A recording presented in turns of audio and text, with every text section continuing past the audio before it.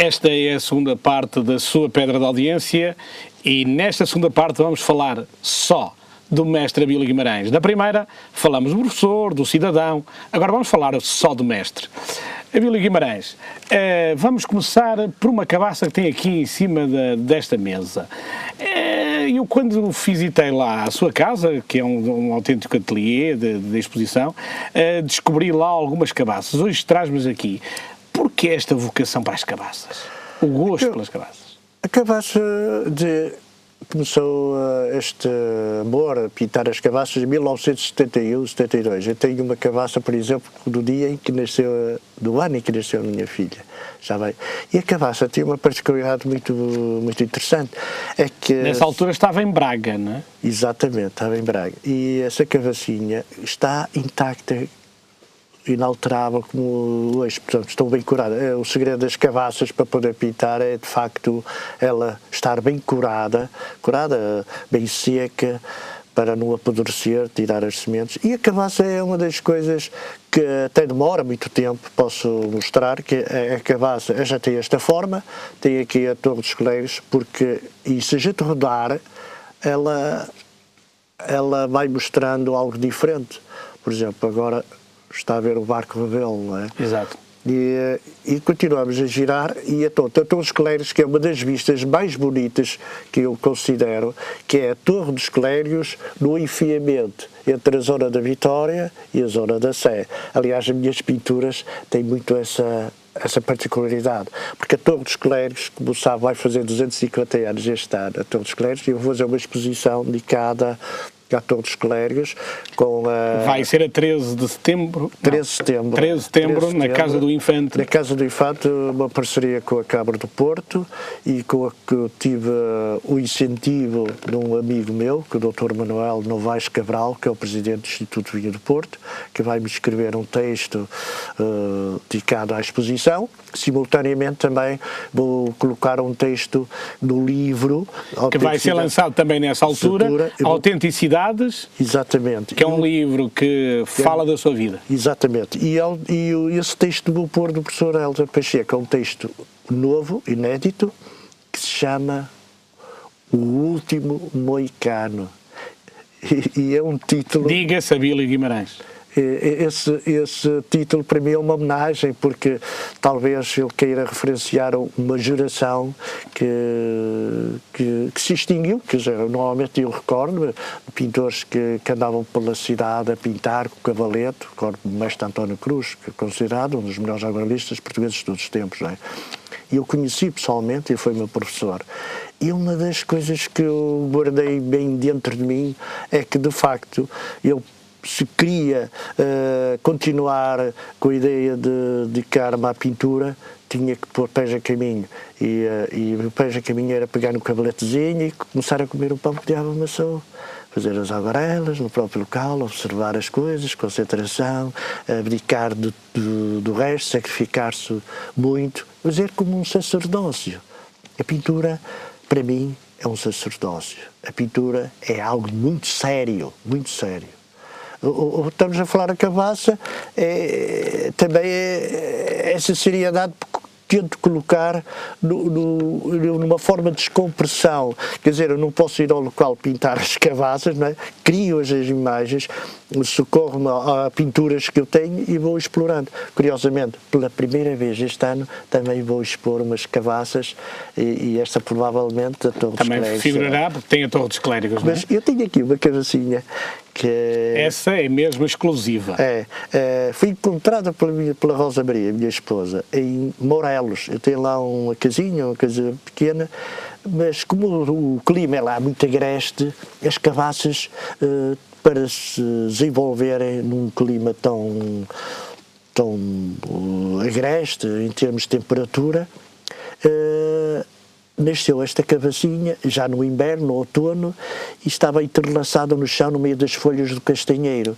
E a Rosa Maria, ao virmos para cima, para ir embora, ela sentiu qualquer coisa no chão, pegou na cabaça, e a cabaça estava assim muito triste, muito abandonada, e eu, está aqui uma cabaça, como é que é possível? Foi alguma semente que eu pus à terra, e ela não desenvolveu, coitadinha. Mais tarde, a Rosa Maria andava a brincar com a minha neta, com a Joaninha, lá em casa, e eu assim, deixa-me ver a cabaça, comecei a ver, eu vou pintá-la, não vais pintar, vou pintá-la, vou cuidá-la, então, como as cabaças têm que ser tudo raspado, tem uma casca, não é? Demora muito tempo, tirar as sementes, ter de dar uma sobrecapa, abrir fora, ela é primeiro, por exemplo, desenhada, traço, e depois é que é aguarelada, e depois levam nisso. E então, esta cabaça, eles começaram a girar. Exato. Temos e um a cabacinha é um peão, tamanho de um peão normal, cá está, e eu e a minha esposa deliciamos vê-la. Ela não tem pregos, não tem nada. Isto é uma cabaça natural. É uma coisa incrível. Porque eu acho que será a única. Não consigo conceber como é que é possível criar uma cabaça. Esta é uma cabaça nasceu assim abandonada, pronto. E está aqui com isto vai durar mais tempo que nós. Esta cabacinha tão pequenina vai durar muito mais do que nós. E eu acho que e sei que também não sai das suas mãos. Sim, também é verdade. Mas antes, eu já estava a me esquecer, desculpa interrompê-lo, eu tenho aqui também gosto de pintar pedras encontradas na praia. Aliás, como sabe, eu tinha uma ligação à Confraria da Pedra. Exatamente. E aqui há 2 anos me tive numa loucura de estar a pintar pedras, mas em granito, trabalhadas, autênticos cubos, que até foi o senhor, que você conhece muito bem, o senhor da pedreira, o senhor Reis. O senhor Reis, muito nosso amigo, que ofereceu essas pedras à confraria, por pedido do Zé Leitão, o chanceler, e eu fiz 400 pinturas. 400 pinturas nessas fases. Porquê que são 400? Porque era um cubo, cada cubo levava uma pintura, ou um nome, uma paisagem, por aí fora. E as pessoas do capítulo não queriam crer que aquilo era tudo pintado à mão, julgavam que era serigrafia ou de calcomania. Exato. Como tinha a parte de verniz. Portanto, esse amor às pedras também já vem muito longe, não foi preciso confraria nem nada. Eu já miúdo, gosto de ir para a praia ver as pedras. Então queria lhe oferecer esta pedrinha assim, que é um sílex, encontrada na praia das Pedras Amarelas, em Canidelo. E até hoje, curiosamente, a minha filha Susana, ela não tinha visto. Mostrei-lhe hoje, ela veio almoçar à minha casa e ela disse: "Oh pai, que pedra tão bonita." Ela não estava a referir-se à pintura, estava a dizer à forma da pedra. Exato. E então tinha aqui uma mensagem... Mas a pintura também não deslustra, antes pelo contrário. Não? Olha, e tem aqui uma mensagem que diz: Ferreira, eu tenho aqui a palavra leite aqui por baixo, e diz: Ferreira, leal, empresário, independente, tolerante, empreendedor. Eu não tenho assim muita confiança consigo, mas acho que tentei retratar o seu espírito, porque aliás já conheço o Sr. Ferreira Leite já há muito tempo, e eu queria personalizar a minha vida à pedra da audiência. Muito bem, muito obrigado. Então já vou ficar aqui com uma autêntica preciosidade de Abílio Guimarães para juntar àquelas que eu já tenho lá em casa, não é? Pois. Conforme combinámos em trazer para ser devidamente autenticada, não é? Olha, essa sua caminhada também pela Confraria da Pedra, que é um encontro mensal de amigos originalmente para defender a Pedra Azul da Madalena, mas também é uma boa oportunidade para francas tertúlias de convívio, não é? Exato. O nosso chanceler, o Zé Leitão, tem essa particularidade de dar, embelezar e ao mesmo tempo dar uma certa credibilidade à confraria, convidando várias pessoas de vários setores, ao nível social, ao nível cultural, e torna as tertúlias com um convívio muito com licença, salutar. E eu gosto de fazer, o Ferreira Leite já se apercebeu, eu gosto de estar parado e vou às vezes fazendo os apanhados. Por exemplo, tenho aqui uma imagem que é do Alberto, que ele não sabe, se calhar vai ver isto pela primeira vez. Conhece o Alberto, que é um dos ajudantes do nosso o chanceler José Leitão. Exato. É diretor, o Alberto. O Alberto, a homenagem que faço a ele nem se apercebeu que lhe fiz o apanhado. Faço-lhe uma homenagem porque ele é um rapaz muito trabalhador, muito humilde e está sempre disponível para ajudar o próximo. Aliás, os convidados da Confraria da Pedra, todos eles levam com um apanhado. Eu, por exemplo, já tenho um lá em casa, não é? E depois há os apanhados que é nas próprias confrarias, que é os capítulos, e as pessoas estão fardadas e eu gosto de apanhá-los fardados, porque é uma margem de tempo muito curta, Exato. porque antes das refeições.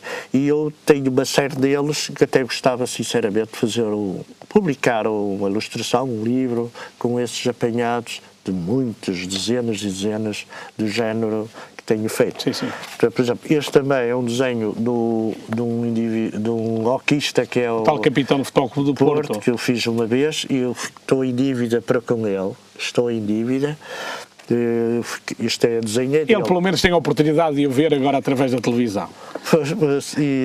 E também gostava, portanto, são apanhados e também gostava de, se me permitisse, falar da minha terra da Madalena. A Madalena foi muito conhecida por um acontecimento que foi o naufrágio do barco contentor cheio de automóveis que era o Regine. E eu passo a mostrar, o Regine levava 500 automóveis da marca Toyota e que esteve durante 2 anos encalhado na Praia da Madalena. Curiosamente, um dia, um eletricista da minha casa virou-se para mim e disse: professor, você não vai pintar o Regine à praia? E eu comecei a olhar para o Regine, aquele mostrengo que está ali, monte de chapa, ali, junto ali à praia, não, aquilo é horrível. E passado um tempo, eu ia para a escola e começava a ver o Regine ao longe. Imagina que aquilo era uma sereia, no alto mar. E depois lentamente comecei a pintar, e então fiz uma série de pinturas e fiz uma exposição dedicada ao Regine, até à última folhinha. Por exemplo, repara, esta parte aqui já é metade do barco. Mas ele ainda ficou mais destruído, até um bocadinho só. E no último dia que fui à praia, até as lágrimas vieram aos olhos, porque era a minha despedida. Era a última chapa que está. Porque o barco foi todo desmantelado no próprio local, porque houve uma ocupação dos ecologistas que uma mensagem de protesto disseram: mar não, terra sim, ou seja, eles não queriam que despejasse os automóveis no alto mar. E então foram obrigados pela capitania, e então durante manhã e noite, sempre as gruas a trabalhar, grande movimento, os barcos, as chapas serem recolhidas, e eu sempre... E acompanhou tudo ao pormenor. Eu tive sempre... E tem particularidades engraçadas. Uma delas foi chegar à praia e não ver o barco. Não via o barco, estava uma nevoeira, isto muito grande, mas eu fiz uma pintura na mesma, porque eu não fiz o barco. E outra foi um dia em que o indivíduo disse para eu afastar-me rapidamente da praia, porque iam fazer umas explosões e eu não podia estar na praia. E outra também fui eu assistir ao grande acontecimento dos ecologistas, porque eu fui à praia naquele dia e estava lá a televisão, estava lá jornalistas, muita gente, e houve alguém que era da agência Lusa, vira-se para mim e disse: eu ouvi dizer que você vai fazer uma exposição de pintura dedicada ao Regine. E disse: bom, mas agora o senhor não me incomoda, que eu vou pintar o Regine. O Regine estava a arder e eu pousei a prancheta nos joelhos, e até tenho uma imagem, pena poder ter trazido, um miudito à minha beira assistir eu a pintar, em que se vê a imagem do barco a arder já feita e vê-se o barco ainda a arder. Onde é que está esse testemunho? Foi a televisão que me apanhou de costas e apanhou a aguarela feita e a aguarela e o tema real do barco ainda a arder. Portanto, isso é naquele tempo de ter a capacidade, o treino. Não era capacidade, eu não gosto de dizer capacidade, mas o treino, porque o treino na pintura é essencial, é como o pianista, é como o músico, como o futebolista, toda a gente tem que ter treino, treinar. E sobretudo concentração. Mas situações como aquelas que viveu com o barco na Madalena tem outras, tem assim alguma de memória que se recorda assim, de maior relevância?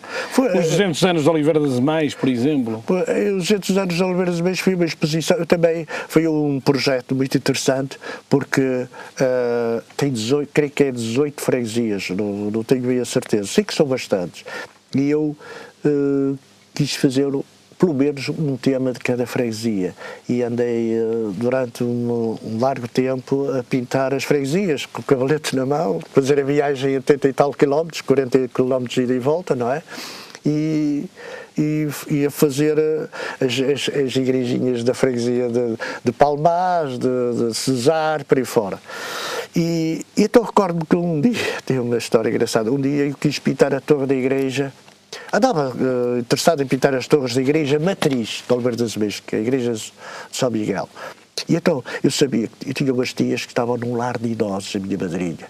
E um dia fui visitar a minha madrinha e vi da janela do quarto dela a possibilidade de ver a igreja. Então combinei com a senhora do lar e disse: um dia eu venho cá pintar a igreja, a senhora autoriza-me? Esteja à vontade, está você querer. Então um dia que estava assim mau tempo, e você vai estar protegido, vou lá ao lar. Fui lá depressa, era um bocado tarde, eram 4h30 da tarde, e chego lá, a senhora, era hoje, pode ser? Então, faça o favor. E peguei no cavalete e cheguei a um quarto, mas queria mais para o lado, eu queria ir o mais longe possível. Pode ser mais para o lado? Pode, vou buscar a chave, Quer dizer, já não era aquele sítio que tinha visto, compreendo? Ele foi buscar a chave para procurar outro ano. E então ele abre a porta, eu pego no cavalete e começo a armar o cavalete. Entra um senhor de bengala, muito assustado, muito preocupado, porque eu estava a invadir o quarto dele, não é? Quer dizer, mas eu só queria ver a pintura, só queria ver as torres da igreja, não queria ver mais nada. E o senhor vira-se para mim e diz: o que é que o senhor vai fazer? E eu só vi a torre da igreja e disse: vou fazer uma obra. E ele: uma obra? Sim, vou fazer uma obra. E então, que tipo de obra vai fazer? Eu sempre a armar o cavalete, não é? Para encher, estava a fazer os preparativos todos, armar, para pôr tudo direitinho. Eu vou fazer uma pintura. Ele pega na bengala, senta-se de costas para a janela, olha assim ao redor do teto e com um ar muito melancólico diz: vai começar por dentro ou por fora? E eu achei piada. Quer dizer, eu criei aquele embaraço àquela senhora que já tinha uma certa idade. E eu depois comecei a refletir e fui à palavra obra. Exato. A obra, uma pintura é uma obra. Pintar uma cabaça é uma obra. Isto aqui é uma obra. É uma obra da natureza. E também pode-se completar a obra se tive ou não tive talento para estar a pintar, se enquadra. Tudo, fazer um esboço é uma obra, um catálogo é uma obra, o seu trabalho é uma obra, tudo é uma obra, não é? Mas aquilo talvez fosse um bocadinho de exagero, a obra, e ele estava próximo à hora do lanche do senhor, coitado, ele quase que desmaiava, porque era a hora do lanche, estava muito próxima. E ele não queria abdicar disso. E eu disse: olha, o senhor vai lanchar, deixa-me estar aqui a pintar, não há problema. Ele: não. Ele estava a olhar para as coisas, se calhar tinha medo que ele desse a palmada. E depois ele disse: mas eu disse: olha, quando for 19 horas eu vou-me embora. Quando deres tocar a torre, eu venho às 19 horas, 7 horas. E então começo a tocar. Pão. E ele diz: são 7 horas. E eu, para pegar com ele, o que é que eu fiz? Peguei no cavalete no ar, saí pela porta fora e do lado lá disse assim: não são 7 horas, ainda faltam mais 2 pancadas. Aguarde. Então estava a dar as 2 pancadas. Ele veio para baixo, eu cumpri. E a senhora virou-se para mim: Sra. Vília fez a pintura, assim. Olha, eu não sei, sinceramente não sei, vou ver, e era assim, o senhor também que ela assim: não faz mal, você amanhã vem aqui às 8h30 da manhã, eu já estou disponível para você fazer a pintura, não é? Olha, mas o seu trabalho de pinturas, uma pintura concreta, não é? está espalhada aí por todo o lado. Sim, nós vamos a vários sítios, o senhor não andou só nas 18 freguesias de Oliveira das Meias, andou para aí em 180 ou 1800. Não, mas a minha última exposição, curiosamente, foi nos Estados Unidos, em Nova Jersey, e foi em 2007.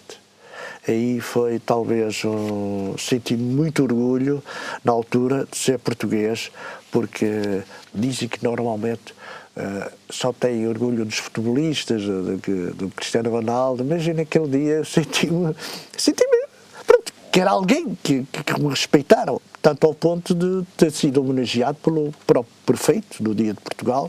Fizeram uma homenagem singela,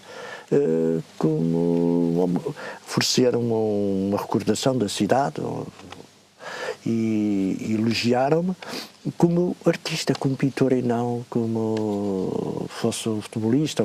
E eu achei muito bonito porque os imigrantes, porque eu levei um bocadinho de Portugal a essas pessoas todas. Levei temas da minha terra, do Algarve, do Porto, e curiosamente o prefeito da cidade, que era americano, disse que tinha estado 10 anos antes já na Ribeira e lembrava-se da pintura que estava lá exposta, que era a Sé Catedral, por cima, perto tirada do Instituto Vinho do Porto, perto do Instituto. E então por ele tinha esse gosto e oferecia pintura. Em nome dos portugueses, oferecia essa pintura ao prefeito da cidade. A comunidade tem sabido reconhecer o seu trabalho? Ou... Sempre quando vou, eu também fiz uma exposição em Venezuela em 1995. Também foi um momento fantástico, porque o embaixador Luís Mascarenhas fez uma mensagem dizendo que eu seria talvez um dos pintores que passou pela América Latina com certo vigor e de qualidade. E esse Luís Mascarenhas, o embaixador de Portugal, tinha estado antes em Paris como embaixador, portanto era uma pessoa conhecedora, não é? E nesse dia a exposição foi inaugurada por 2.000 pessoas. Porquê? Porque havia naquela noite, simultaneamente, havia